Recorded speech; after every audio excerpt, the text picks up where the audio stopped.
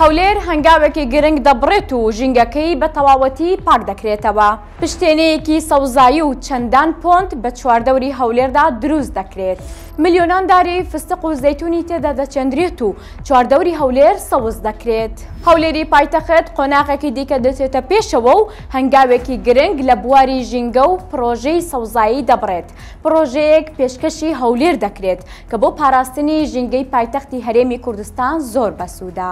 لەسەر ڕاستپاردەی مەسرور بارزانی بە درێژایی 2 کیلۆمەتر و لە دەرەوەی شەقامی 150 مەتری پشتێنەیەکی سەوزایی کە بە چواردەوری هەولێری پایتەخت دروست دەکرێت. لە قۆناغی یەکەمی پرۆژەکە 1200 دۆنمی زەوی بەداری زەیتون و فستقدا دەچێندرێت و لەگەڵ سەوزکردنیدا 10 پۆنت بۆ گلدانەوەی ئاو لەناو پشتێنەی سەوزایی هەولێر دروست دەکرێت.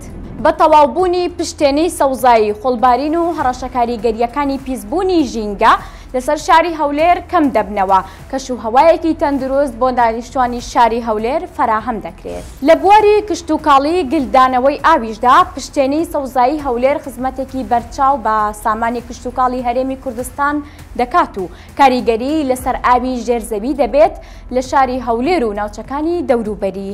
سەرەڕای قەیرانەکان و بڕینی بەشە بودجەی هەرێمی کوردستان لەلایەن بەغداوە، بەڵام پرۆژە خزمەتگوزاریەکان پەکیان نەکەوت و کاروانی ئاوەدانی لە کابینەی نۆیەمدا گەیشتە لووتکە و چەندان پرۆژەی گەورە و درێژخایان پێشکەشی خەڵکی کوردستان کران.